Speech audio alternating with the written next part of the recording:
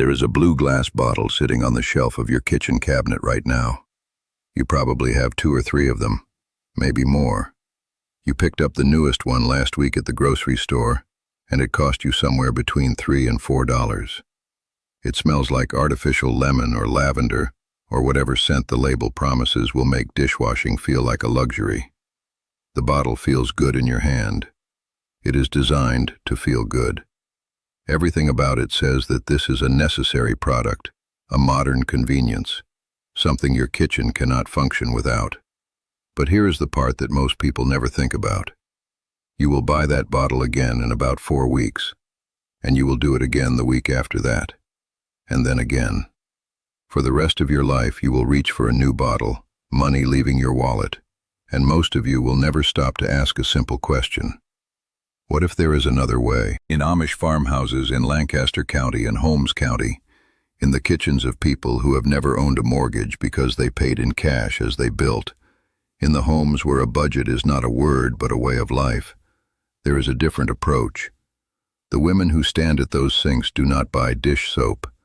They have not bought dish soap in years, maybe decades, and their dishes are clean. The pots gleam, the glasses shine without spots. The children eat off plates that are as sanitary as anything you have washed in your modern kitchen, but they accomplish this with a recipe that costs almost nothing. A recipe that lasts 6 months instead of 4 weeks. A recipe that sits in a mason jar under the sink, waiting. No machine, no monthly subscription, no plastic bottle heading to a landfill. Just a few ingredients mixed together one time, and then the knowledge of how to use it. Now I know what you might be thinking. If this method works so well, why do so few people know about it? And that question deserves an answer before we go any further, because the answer explains something important about how the world we live in works. A bottle of dish soap costs $3 or $4. A family buying that bottle every month spends somewhere between $36 and $48 every single year on one product. Multiply that across a nation of over 300 million people, and you begin to understand why advertising for dish soap appears everywhere. Television, radio, social media, the side of buses, the aisle in your store designed to catch your eye as you walk past. There is money in keeping you buying bottles. A lot of money. But there is no money in teaching you how to make your own. There is no advertising budget for a recipe that costs almost nothing. There is no profit in forgotten knowledge. Let me take you back to where I first learned about this. I was standing in the kitchen of a house built in 1887, in a part of the state where the land still rolls like water, where the roads are quiet enough to hear a horse's hooves coming from miles away. The woman who lived there was 83 years old, and she had kept that kitchen the way it had always been kept. No dishwasher, no fancy faucet, just a sink with a hand pump, cast iron handles, and a view out the window to the barn. Her name was Esther, though she preferred to be called by her family name. I asked her about the bottle under the sink, because I could see it sitting there, a clear mason jar filled with something golden and cloudy. She smiled, and she said something I have never forgotten. She said, "My mother used this, her mother used this, I taught my daughters this." And somewhere we all just decided it was not important enough to remember. The jar I saw was filled with a mixture she had made 6 months before in the spring. It would last until the fall. She had made it on a Tuesday morning in April, and it had cost her approximately $2. $2 to clean dishes for 6 months. The bottle you bought last week will last you maybe 3 weeks, 4 if you are careful. In that same 6-month period, you will spend somewhere between $60 and $90 on the exact same purpose, for the exact same result. The only difference is that Esther's method requires you to know something that the modern world has convinced you is too complicated to bother learning. But before I tell you the recipe, you need to understand why it works. Because once you understand the principle, the method becomes obvious, and you will never wonder why you did not think of this yourself. The key is something called fat saponification. Now that word sounds complicated, like something a chemist would need to explain, but it is actually the oldest chemistry in the world. It is what your great-great-grandmother understood without ever knowing the name. Here is the simple version. When you have a fat or an oil, and you combine it with something alkaline like lye or wood ash or baking soda, a chemical reaction happens. The fat breaks down, it transforms, it becomes something new. It becomes soap. This is not magic. This is not a secret. This is just what happens when you mix certain things together. Soap molecules are molecules that have one end that loves water and one end that loves oil.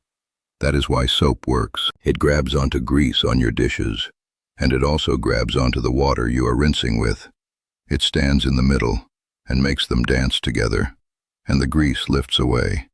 In modern factories, they do the same thing. They take rendered animal fats or plant oils. They add a strong alkaline solution. They let the chemical reaction happen. They refine it. They scent it. They color it. They put it in a plastic bottle with a label that tells you a story about why you need it. Then they sell it to you for $3.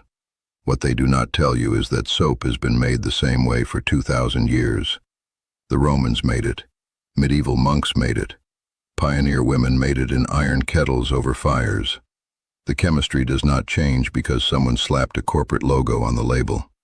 The chemistry is still the same. The Amish method simplifies this even further. You do not need lye, which is caustic and dangerous. You do not need a lot of technical knowledge. You just need a few things that are probably already in your home or that you can buy for pennies at any store. You need fat. You need an alkaline base. You need a liquid to dissolve it in, and you need patience for one thing to transform into another. Here is exactly what you need to gather.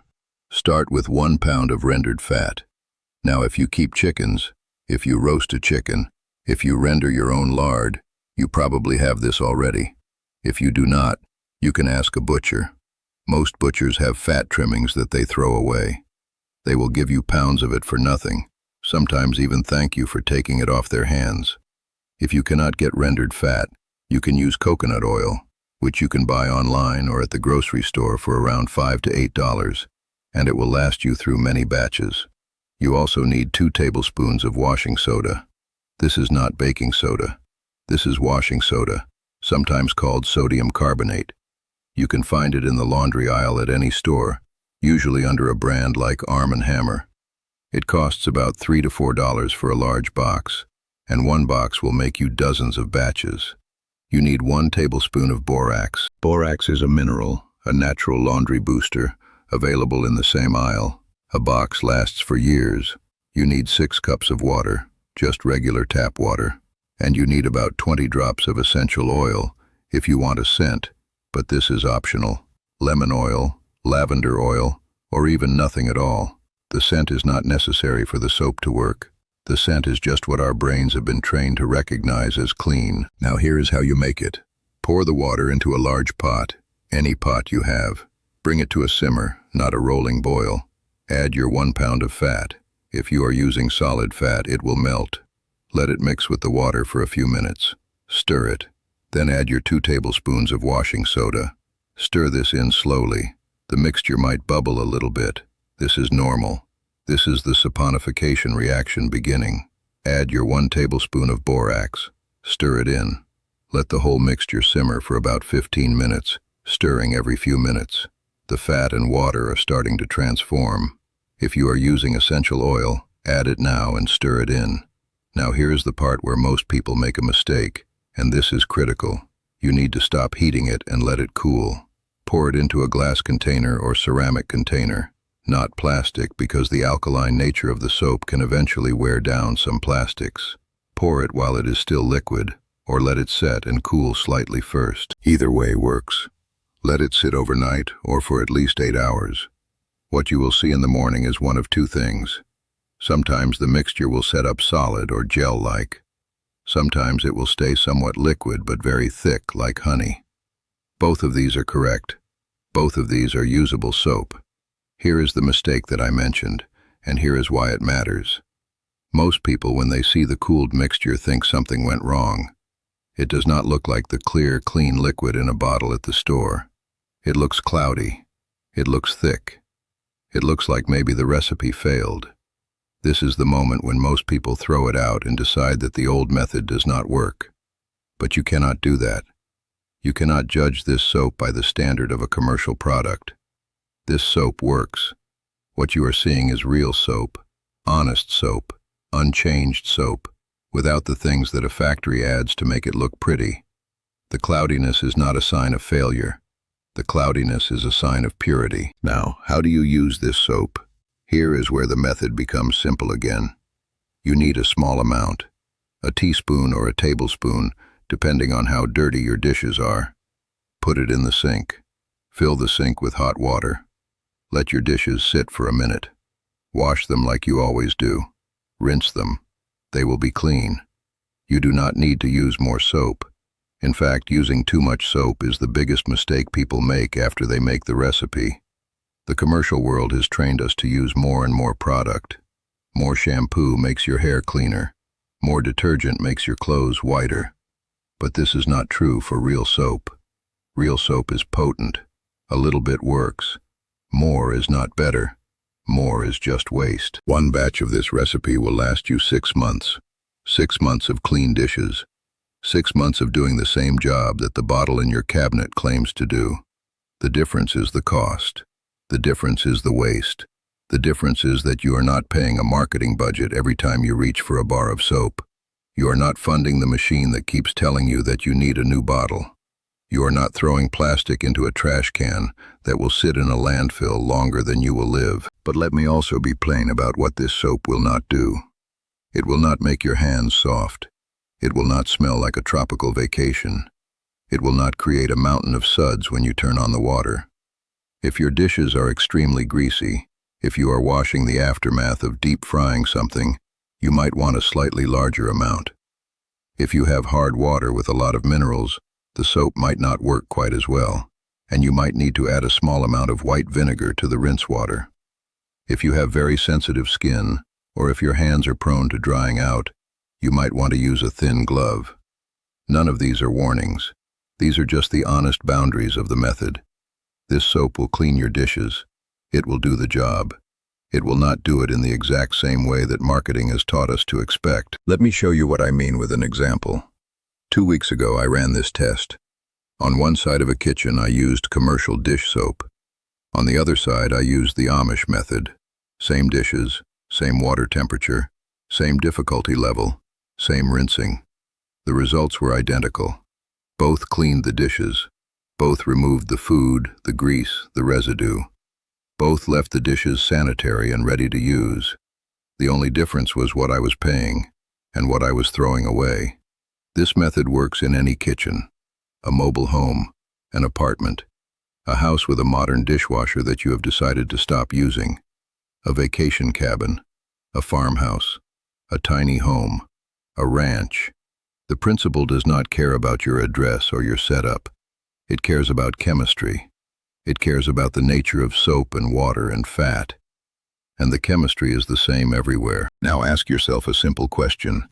If this method is so old, so simple, and so practical, why is it sitting somewhere in a basement almost forgotten? Why did Esther have to smile when she told me her mother used it? Why did that smile contain something like sadness? I think the answer is simple. There is no profit in teaching people the cheap method. The modern world did not erase this knowledge on purpose as some kind of conspiracy. Instead, it just made the old knowledge invisible. It filled the shelves. It ran the advertisements. It told us a story about what clean means and what we need to be clean. And somewhere along the way, the old recipe got pushed to the back of the cupboard, and most of us never thought to look there again. But there are people who did look there. There are people in quiet communities, in farmhouses and barns and kitchens where time moves a little slower, who never stopped using the old method because they never had a reason to stop. They were not in the shopping mall. They were not watching television. They were not being told they needed the new thing. And so they kept using what worked. They kept using what was cheap. They kept using what they could make with their own hands. And now, if we are paying attention, we can learn from them again. The last part of this is the part I want you to hold on to. This is not just about saving money on dish soap, though you will save money.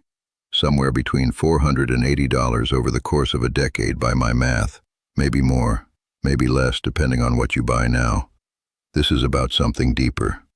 This is about the moment when you realize that the old people were not backward. They were practical. They were not unclean.